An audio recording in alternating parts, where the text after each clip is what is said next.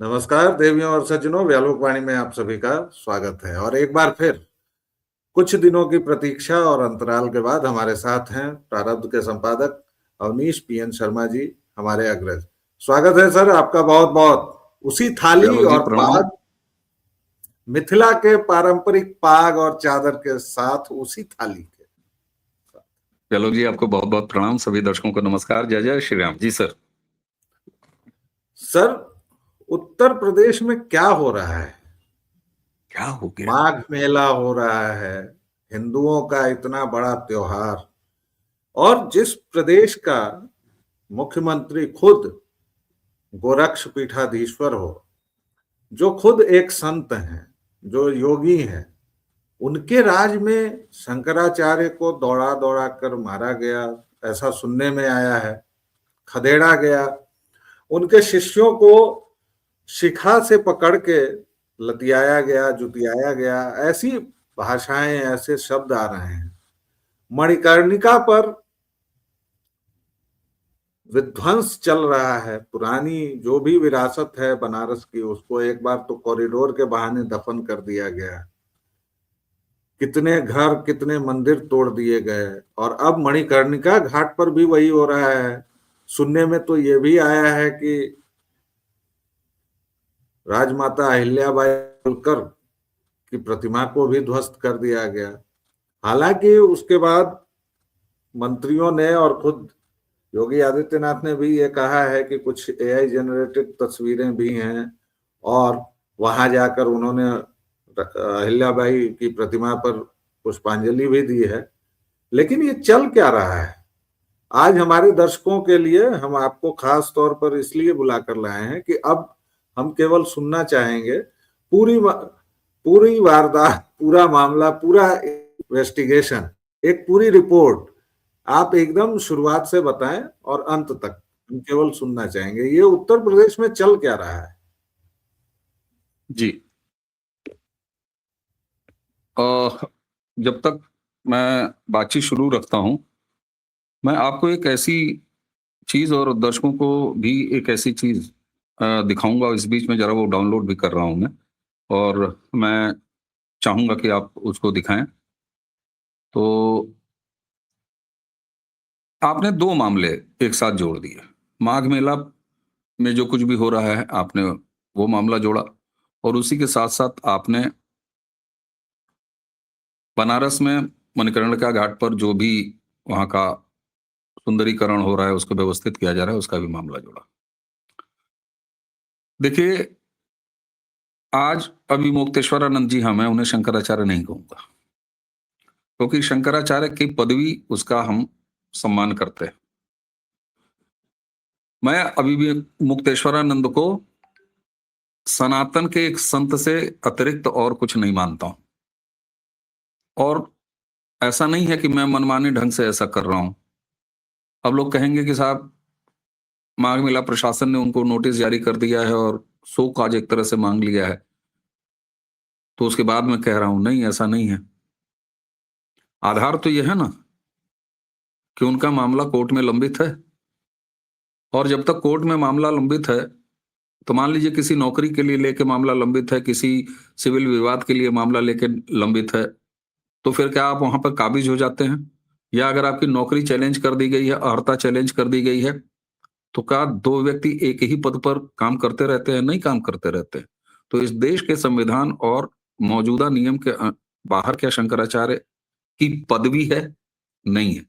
सबसे बड़ा कलंक तो ये है कि सनातन के सर्वोच्च धर्मगुरु शंकराचार्य की पदवी के ऊपर इस तरह के छिछले स्तर के कांड चल रहे हैं, जहां पर बिना औपचारिक पट्टा अभिषेक के एक आदमी क्लेम करता है जो हिंदू संत हैं।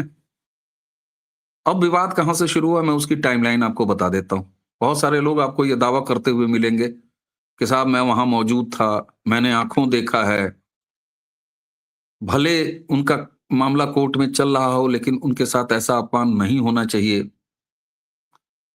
व्यालोक जी, मुझे ये बताइए कि क्या लोगों को साल 2016 याद है, जब गणेश प्रतिमा विसर्जन के लिए गोदौलिया चौराहे पर लाठियों से हड्डियां तोड़ दी गई थी इन्हीं अभिमुक्तेश्वरानंद की। मेरे सामने वो वीडियो चल रहा है, आप कहेंगे तो मैं आपके दर्शकों को दिखा भी दूंगा। सरकार तब किसकी थी? अखिलेश यादव की सरकार थी। नहीं, आप ये दिखा दें और मैं उतने, मुझे लगता है कि ये देखना चाहिए दर्शकों को। तो मैंने आपको ये व्हाट्सअप कर दिया, आप इसको डाउनलोड करके बीच में दिखा दीजिएगा। ठीक है मैंने जी, आपको ये वीडियो भेज दिया है। आगे की ये वीडियो बातचीत आपके पास जा रहा है। हम लोग बातचीत का क्रम जारी रखें क्योंकि वीडियो फिर लंबा हो जाएगा। ये जी। मैंने आपको भेज दिया। ये गोदौलिया चौराहे पर अभिमुक्तेश्वरानंद, और उस समय का विवाद क्या था? चलिए, अखिलेश यादव की सरकार ने इनको पिटवाया था, लेकिन विवाद क्या था जरा वो मैं याद दिला दूं। गणेश प्रतिमा विसर्जन, और उस समय पर्यावरण के हिसाब से और जो कुछ आज भी नियम है, दुर्गा पूजा के मूर्ति विसर्जन होते हैं, सरकार उसकी व्यवस्था करती है। मैं एक बार अखिलेश यादव के उस पक्ष पर जा ही नहीं रहा हूं, लेकिन प्रशासन ने कहा कि साहब, मां गंगा में मूर्तियों को विसर्जन नहीं आप कर सकते, उसके लिए एक अलग व्यवस्था बनाई गई है, एक अलग कुंड बनाया गया है और आप वहां मूर्ति का विसर्जन करिए। यह व्यक्ति अभिमुक्तेश्वरानंद अड़ गए कि नहीं, हम तो मां गंगा में ही विसर्जन कराएंगे। संत की ये मतलब ये व्यवहार होना चाहिए। मैं उस समय की बात कर रहा हूं कि इनके व्यक्तिगत चरित्र में वाराणसी क्या के बातें हैं, जरा देख लें दर्शक। पर बरसी हैं पुलिस की ये लाठियां।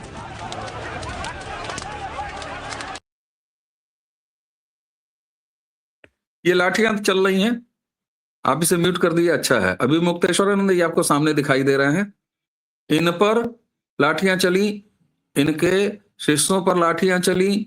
आज जो लोग घसीटने की बात कर रहे हैं, ये घसीटना देख लीजिए, और पुलिस की वो तड़तड़ाती हुई लाठियां देख लीजिए। मामला क्या था, हटा दें आप वीडियो। मामला यही था जो मैंने अभी आपको बताया कि साहब ये अड़े हुए थे। ये बताता है कि विवाद पैदा करना अभिमुक्तेश्वरानंद की निजी चरित्र में है। डजंट मैटर कि अखिलेश यादव की सरकार हो, डजंट मैटर कि योगी आदित्यनाथ की सरकार हो।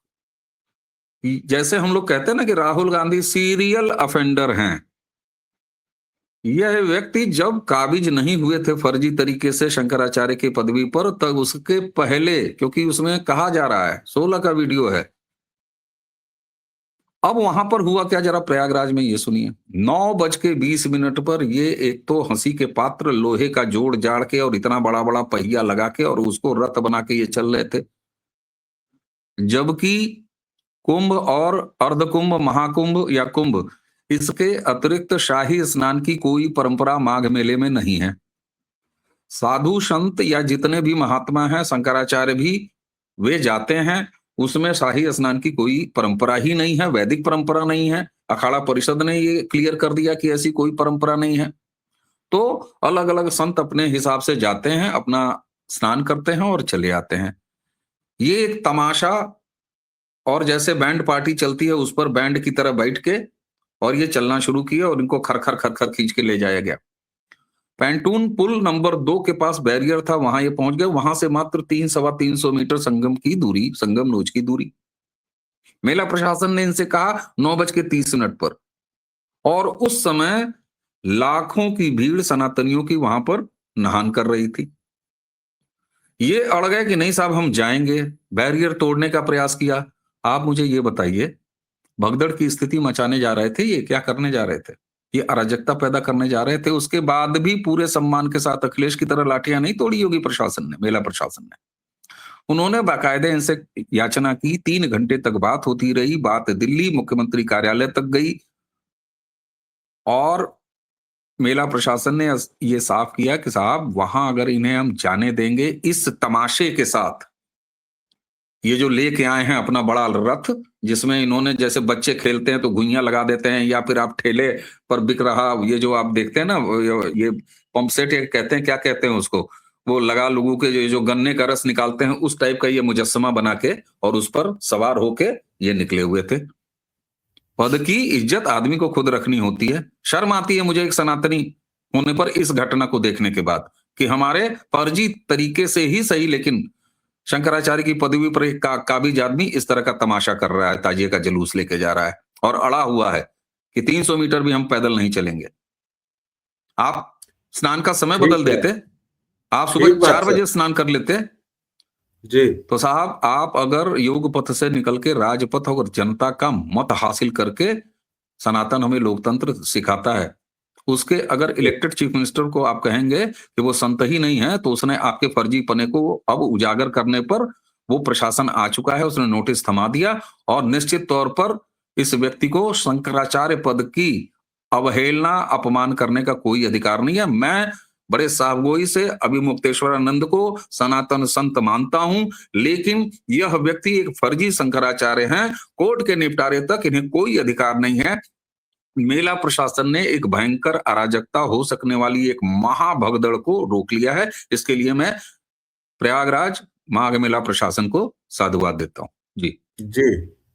लेकिन, और ये लेकिन उठेगा, लेकिन सवाल ये है दर्शकों, और मैं अपने सम्मानित अतिथि से भी पूछना चाहूंगा, हालांकि इसका जवाब पता है हम में से अधिकांश को, कि हिंदू संत तो आप मानते हैं, संतों के प्रकार होते हैं, बहुतेरी चीजें होती हैं उसमें, चलिए, लेकिन इतने सहमति है कि वह हिंदू संत हैं, बाबा हैं, जो भी हैं, जिसके अनुयायी हैं। क्या किसी कार्डिनल, मौलाना, कल मैं कहीं पढ़ रहा था अवनीश भाई, और बड़ा मजा आया कि हाँ, मौलाना को तो ऐसे किया जा सकता है, मौलाना तौकीर रजा हैं उसकी मिसाल, लेकिन फादर मुरक्कल को और पता नहीं किन किन लोगों को छोड़कर, जो मिशनरियों के अपराध हैं, इस तरह से नहीं किए जा सकते हैं। लेकिन दर्शकों, यही वो पेंच आता है, लोग जब ये सवाल पूछते हैं तो मेरा जो जवाब होता है, मैंने जो जवाब अपने को दिया है, सबसे बड़ी बात कि संत हृदय नवनीत समाना, संतों का हृदय मक्खन की तरह होता है। हठ, बालहट होता है, बच्चों की सी सरलता वाला हठ। स्वामी रामतीर्थ को भी हठ होता था, तरबूज खाएंगे, इससे किसी को नुकसान नहीं होने है, लेकिन हम यहीं से जाएंगे, हमारी राजसी सवारी जाएगी, तो मैं तो उनको संत भी नहीं मानता। अवनीश भाई मानते रहे संत, उनकी जो हरकतें हैं वो तो संत वाली हैं भी नहीं। और जब तक आपके शंकराचार्य आपस में लड़ते रहेंगे, कोर्ट जाकर फजीता करवाते रहेंगे, मुसलमान और ईसाई जो भी उनके मजहब के उच्च लोग हैं, वो नहीं जाते हैं कोर्ट में, आपस में अपना मामला सुलझाते हैं, तो तब तक आपके साथ ये चलता रहेगा। लेकिन सवाल उठते रहेंगे। अवनीश भाई, इसको भी थोड़ा एड्रेस कीजिएगा, और अब जरा मणिकर्णिका वाले इस पर चले आए। मैं मन करूं, जी बिल्कुल। देखिए वो भी एकदम प्रशासनिक मैटर है। एक तरफ प्रशासन का काम है, दूसरी तरफ झूठ और पाखंड है, अफवाह है, कांग्रेसी इकोसिस्टम का अपने काम पर लग जाना है। बड़े सावगोई से सुनिएगा दर्शकों, जब काशी कॉरिडोर का निर्माण हो रहा था उस समय मैं प्रारब्ध के मंच पर नहीं था, मतलब उस समय प्रारब्ध का प्लेटफॉर्म शुरू नहीं हुआ था, तब हम फेसबुक पर एक्टिव थे। ठीक इसी तरह की अफवाहबाजी, अगर व्यालोक जी आपको याद हो, आप फेसबुक पर तब भी मुझसे जुड़े हुए थे, मैं वो अकेला व्यक्ति फेसबुक से, मैं दावा करता हूं, जी हाँ, क्योंकि मैंने ये किया। उन तमाम अफवाहों के बीच मैं 3 दिन के लिए बनारस गया, खुद कैमरा लेके गया, और मैंने तमाम वो तस्वीरें उतारी। और काशी कॉरिडोर निर्माण के समय, दर्शक गूगल करें, आपको मेरी तस्वीरें, मेरे कैमरों की तस्वीरें अलग अलग अखबारों में, अलग अलग पोर्टलों पर, अलग अलग न्यूज़पेपर पत्रिकाओं में छपी हुई मिलेंगी। और मैंने वहां से ये तस्वीरें निकाली कि मंदिर मंदिर के ऊपर आरसीसी का कंस्ट्रक्शन, और उस आरसीसी के टूटे हुए कंस्ट्रक्शन के ऊपर पश्चिमी सभ्यता का शौचालय किसने बना के रखा था। जब मंदिरों के ऊपर अतिक्रमण तोड़े जाने लगे, तो एक उनमें से ऐसी तस्वीर थी, मेरे आंखों में आंसू आ गए थे वो तस्वीर उतारते समय। वो आज भी मेरे फेसबुक के टाइमलाइन पे वो कम से कम 15-18 तस्वीरें आज भी पड़ी हुई हैं, बाकी जगह तो छपी।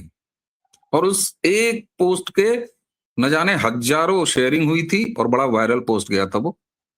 और उसके बाद इन सारे पाखंड पर विराम लगा। मुझे गर्व है इस बात का। ठीक स्थिति यहां भी दोहराई जा रही है।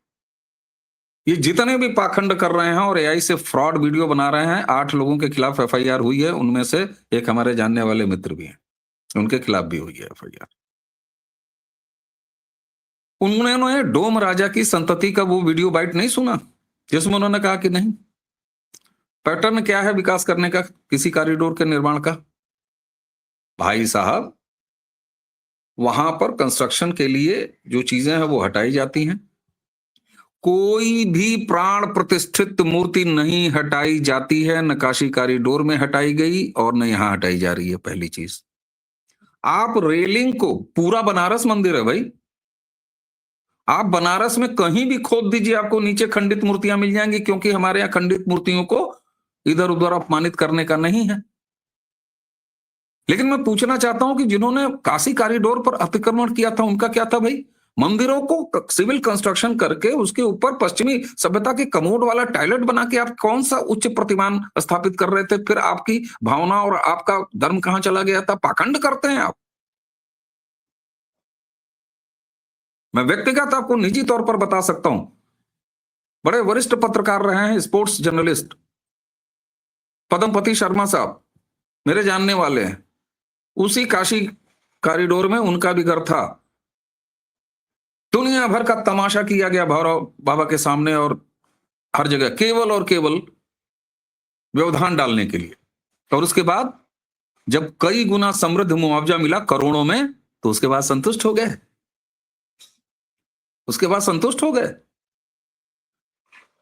आपका एक संत पीठाधीश्वर मुख्यमंत्री जब ये कह रहा है किसी भी प्राण प्रतिष्ठित मूर्ति को नहीं ध्वस्त किया गया है, नहीं किया जाएगा, न किया गया था पहले काशी कॉरिडोर में, तो उसके बाद कांग्रेस, आप अजय राय की बात मानेंगे, एआई के फर्जी वीडियो बनाएंगे और उसके बाद आप ये उम्मीद करेंगे कि आपको छोड़ा जाएगा? सच बताएं, इस तरह के व्यवधान लगातार डाले जा रहे हैं। डोम राजा की संतति वहां पर कह रहे हैं कि नहीं साहब, ऐसा कुछ नहीं, उनको एक अच्छा आकार दिया गया। और आप मणिकर्णिका हमारे लिए क्या है साहब? उस पर मत जाइए कि विदेशियों को बड़ा वो लगता है, उनको बड़ा, नहीं साहब, हमारे लिए क्या है? क्या आप नहीं चाहते कि वहां पर बिखरे हुए कोयले, वहां पर वो लिपटी हुई गंदगी वो समाप्त हो? हम सनातनियों के अंतिम संस्कार की जो परंपरा है वो भी शुद्धता से हो, नहीं चाहते क्या हम? और इस तरह का व्यवधान करेंगे। एक बार फिर कांग्रेसी इकोसिस्टम का यह तमाशा है। और जिस अखिलेश यादव ने लाठियों से अभी मुक्तेश्वरानंद की तुड़ाई करवाई, वो उनसे फोन पर बात कर रहे हैं। लोगों की मेमोरी को इन लोगों ने इतना शॉर्ट समझ लिया। जनता गजनी नहीं है, वो फिल्म का नाम गजनी था ना, जनता गजनी नहीं है। और एक चीज मैं आपको बता दूं, सच्चाई को सामने रखने में कोई तनक भी संकोच नहीं करना चाहिए। हाँ, सनातनियों को इस बात से सावधान जरूर रहना चाहिए। आपके बीच में काले नेमी हैं, आपके बीच में ऐसे लोग भी हैं जिन्होंने 65 साल इसी देश में हिंदुओं ने कांग्रेस की लगातार सरकार बनाई। आज भी कांग्रेस और कांग्रेसी इकोसिस्टम के को इन हिंदुओं के वोट जाते हैं, तो उन्हें ये सवाल उठाने का कोई हक नहीं है, बिल्कुल हक नहीं। हमें इन सरकारों पर कम से कम ये भरोसा है कि ये सनातन की समृद्धता की तरफ काम कर रही हैं।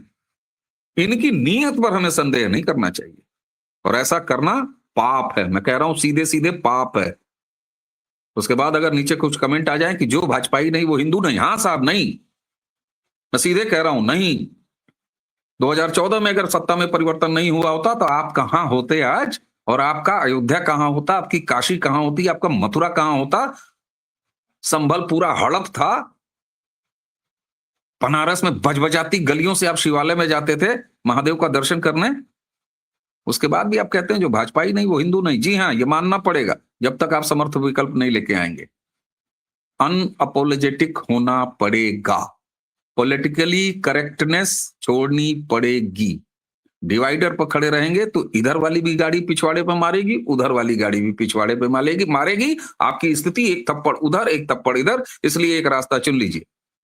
तो दर्शकों, हमारे जितने दर्शक हैं जानते हैं कि प्रारब्ध पहला घर है हमारा, लेकिन अवनीश भाई को आपने आज तक बहुत कम अवसरों पर इतना शार्प, इतना उत्तेजित और इतना स्पष्टवादी तो खैर हमेशा से हैं, लेकिन इतनी त्वरा में आपने बहुत कम देखा होगा, तो शायद इस मंच की खासियत है मैं अपनी पीठ खुजा लूं।